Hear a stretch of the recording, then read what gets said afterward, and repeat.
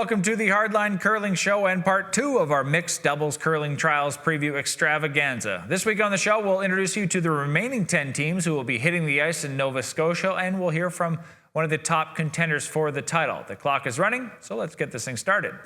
After nearly a full year's worth of competition, 16 teams are left standing in the battle to become Canada's next Olympic mixed doubles duo. Now they're set for a final week-long showdown in Liverpool, Nova Scotia that starts on December 30th, with the winner moving on to the 2025 World Championships, where they will have a chance to qualify for the Winter Games in 2026. Last week, we took you through the first 6 teams in the mix. Now it's time to look at the remaining 10. We'll start with the biggest names in the field, Rachel Homan and Brendan Bottcher. The pair hasn't been playing together for long, joining forces just this season, but given their skill level, it's no surprise that they found success almost immediately, winning the second direct entry trials qualifier in November. Homan just might be the hottest individual player in the field right now, as her 4-person team has already won 2 Grand Slams and the Pan-Continental Women's Championship this season. She also has mixed doubles experience, placing 5th with John Morris at the 2022 Winter Games in Beijing. Bottcher played in the 2018 mixed doubles trials with Dana Ferguson, going 6-4.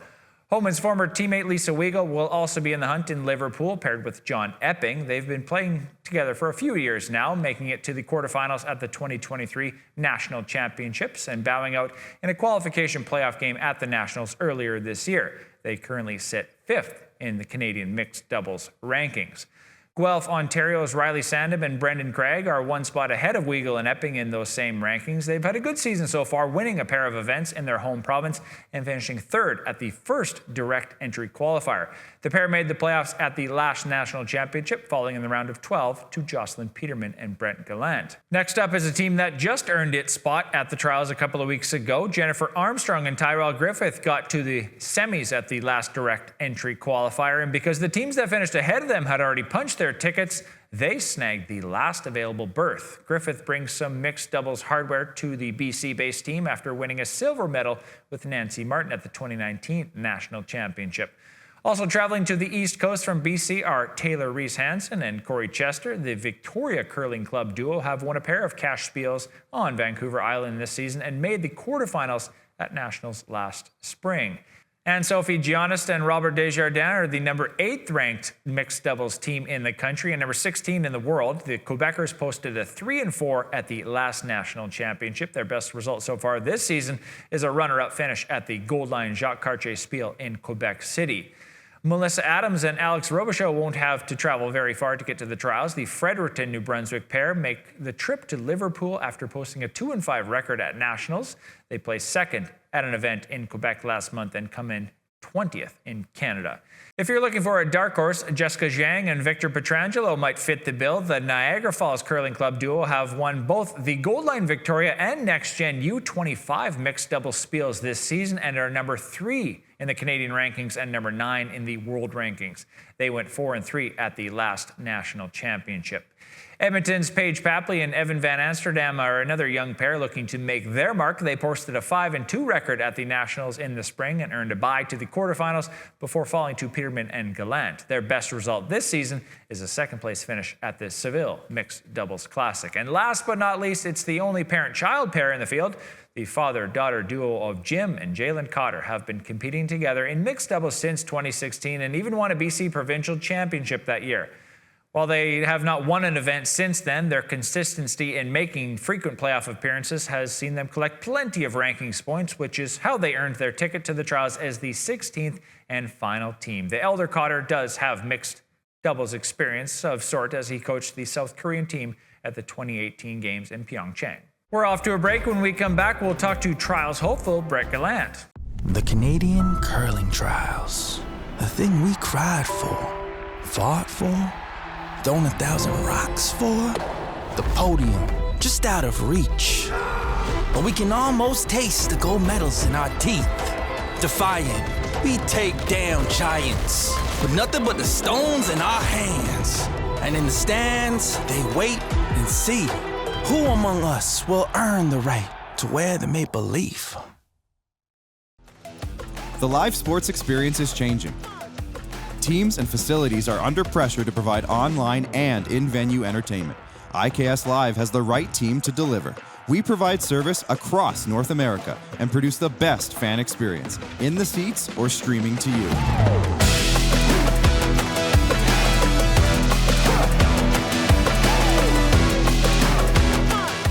IKS Live continues to bring you the best seat in the house.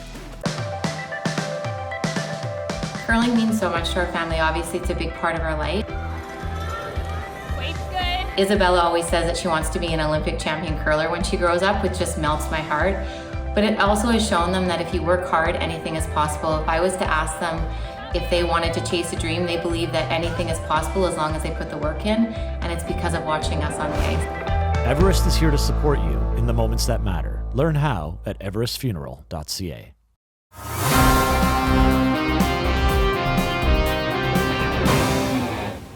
Our next guest is not only one of the top seconds in the world, he's also half of one of the top mixed doubles pairs in the game.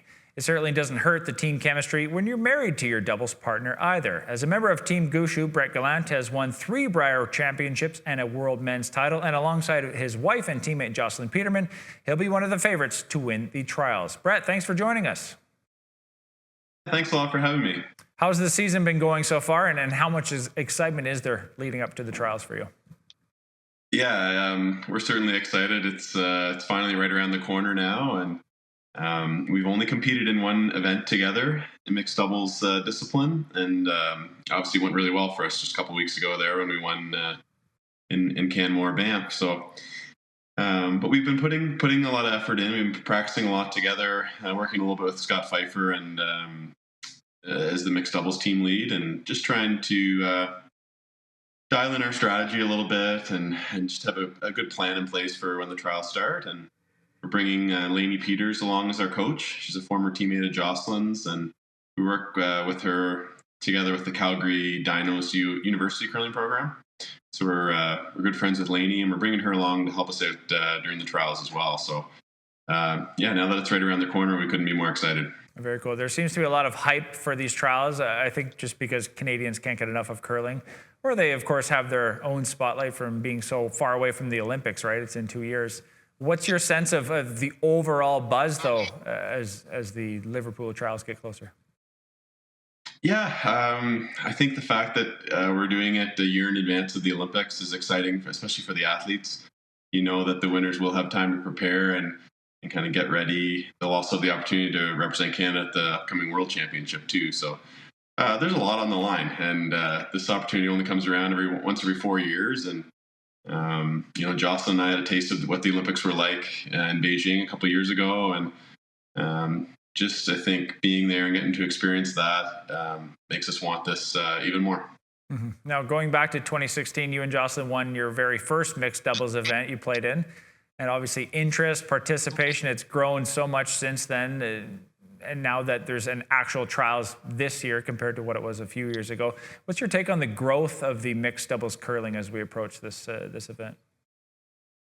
Yeah, I mean, just the amount of competitions that are available all over Canada and throughout the world to compete in. There's so many more players that are dedicating the time focusing on just mixed doubles. For us, it's finding the right balance, but it also helps when there's a lot more events and a lot more competitors to compete against when we do choose to play doubles. And back when we played our first national event together, it felt like a new discipline. We were figuring it out on the fly as we go. And now everyone's kind of refined the way they play the game, really comfortable with the strategy, and it feels like you're in a little bit more control. I remember the first time we played mixed doubles, it was just get to the end of the scoreboard before the other team does.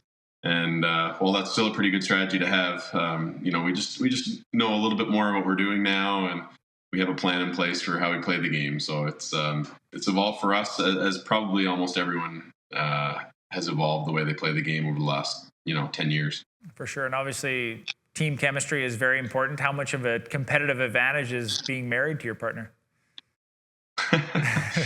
Well, it gives us the opportunity we discuss curling, such a big part of our lives. We're always talking, ways to get better. Honestly, we're training together on the ice now in the same city over the last few years, which has helped a lot.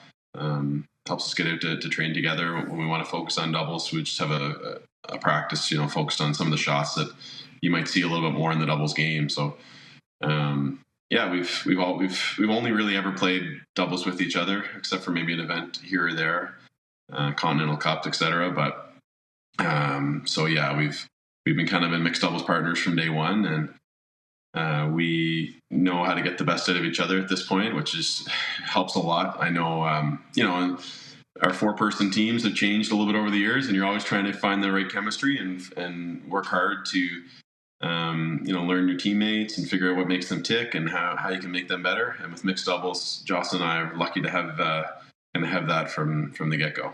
Are there any ground rules about separating curling life and home life?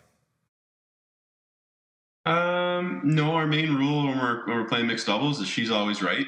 And I think that's pretty similar in her home life too. So, nothing too different. But no, I think we both realize that when we're on the ice competing, we're a little different version of ourselves than when we are at home. But, no, we get along pretty well in both aspects. So. For sure. Now, you were in the mix at the last trials in 2018, getting all the way to the semifinals, the 2022 World Championships. You came within a point of winning gold.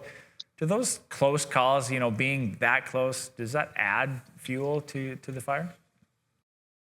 Absolutely. Yeah, I think our goal is to be world champions at mixed doubles. That's been our goal since we started playing. We got really close once, and we want to get back to the world stage and prove that we can win it all. And the Olympics, there's no better stage than the Olympics to do that. So there's a little bit of unfinished business feeling, I think, for us when we think about that week when we were really, really, really close. And we've been back one time since, and we're able to quite get the job done again. So yeah, we love representing Canada. We train, we work our butts off just to put the maple leaf on, and there's a lot of other athletes doing just the same. So it's going to be a great trials. We're excited for the competition. It's going to be a lot of fun, and I know we're going to have a great representative for Canada at the end of the day. There's no doubt about that, and obviously I hope it's us too. Obviously, World Championships, you've been to the Olympics. What is it like to have that maple leaf on your back, and what does it mean to represent your country? It's hard to explain. It's special. I grew up from a young age watching curling.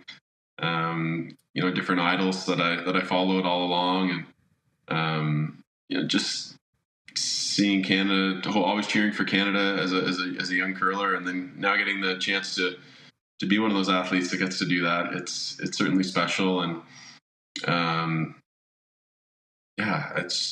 you can't take it for granted. It's still the deepest country of curling athletes. There's more teams that I think can compete on the world stage at our country than any other, and so when you are that team that gets to go and battle it out against the world teams who've only gotten stronger over the years, it's a special thing to do. For sure. Do you feel at home in the Maritimes, and do you think there's any home ice advantage that you'll be able to tap into?